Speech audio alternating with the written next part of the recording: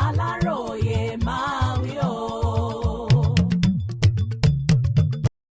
èyí lohun tí yóò ṣẹlẹ̀ lọ́jọ́ ìdìbò gómìnà lọ́sùn oyèbánjí olùdíje fún ipò gómìnà ìpínlẹ̀ ọ̀sùn nínú ẹgbẹ́ òṣèlú all progressives congress alhaji bọ́lá oyèbámíjí ti ṣèlérí fún àwọn ará ìlú wípé ìdìbò gómìnà oṣù kẹjọ ọdún yìí yóò lọ nírọ̀wọ́rọsẹ̀.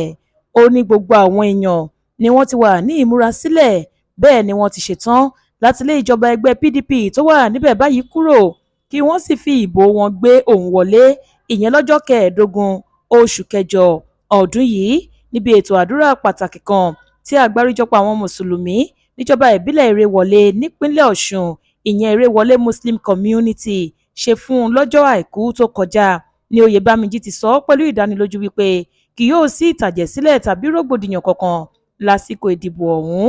Ó ní kò ní sí àyè fún ẹnikẹ́ni láti halẹ̀ tàbí dúnkòokò mọ́ àwọn olùdìbò bó ti wù kó rí, nítorí gbogbo àgbáyé ló mọ ìpínlẹ̀ ọ̀ṣun sí ìpínlẹ̀ àlàáfíà. oyèbámíjí sọ síwájú sí wípé òun kò déédé gbé ìgbésẹ̀ láti dupò gómìnà, ọlọ́run ló darí òun láti ṣe bẹ́ẹ̀, òun kò sì ní já àwọn ará ìlú kulẹ̀ rárá. Gẹ́gẹ́ bó ṣe wí, mo fẹ́ fi gbogbo yín lọ́kàn balẹ̀, kò ní sí àkọsílẹ̀ rògbòdìyàn tàbí wàhálà ṣáájú, lásìkò àti lẹ́yìn ìdìbò tó ń bọ̀ yìí, kò sì ní sí ìtàjẹ̀sílẹ̀ níbikíbi. Mo fẹ́ fi dá yín lójú wípé ètò ààbò tó péye yóò wà káàkiri láti fún àwọn ará ìlú láǹfààní láti dìbò tí kò ní màgòmágó nínú. Ìjọba wa yóò ṣe dáadáa ní gbogbo ẹ̀ka, láti ètò ààbò sí ìpèsè ẹ̀kọ́ tó yè kooro, ìlera pípé, ìgbáyégbádùn àwọn òṣìṣẹ́, ìpèsè iṣẹ́ fáwọn ọ̀dọ́ àti bẹ́ẹ̀ bẹ́ẹ̀ lọ. Ní ti àwọn òṣìṣẹ́ ìjọba, gbogbo ẹ̀tọ́ yín lẹ máa rí gbà lásìkò tó yẹ lábẹ́ ìṣèjọba mi, ìdánilẹ́kọ̀ọ́ lóòrèkóòrè yóò sì wà fún yín. Ẹgbẹ́ wa kì í ṣe onínàkúnàá, gbogbo ìlú ló máa gbádùn lábẹ́ ìṣèjọba mi. Ó rán gbogbo àwọn tó wà níbẹ̀ létí pé lásìkò tí òun jẹ́ alákòóso àgbà fún Osun State Investment Company Limited OSICO, ẹ̀ẹ̀mẹrin ọ̀tọ̀ọ̀tọ̀ lòun fi kún owó oṣù àwọn òṣìṣẹ́ abẹ́ òun láàrin ọdún kan ṣoṣo, tí ìpínlẹ̀ Ọ̀ṣun sì tún láǹfààní láti bẹ̀rẹ̀ okòòwò gáàsì àti bẹ́ẹ̀ bẹ́ẹ̀ lọ.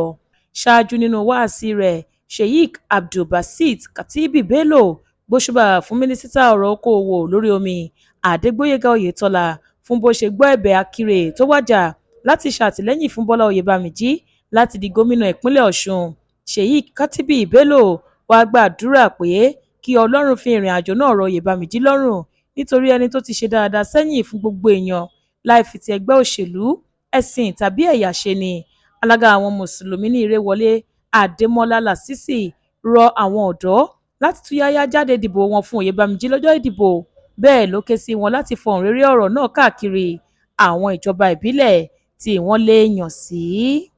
Florence Babasola ló ṣe àkójọpọ̀ ìròyìn yìí fún ìkànnì Aláròyé Online TV.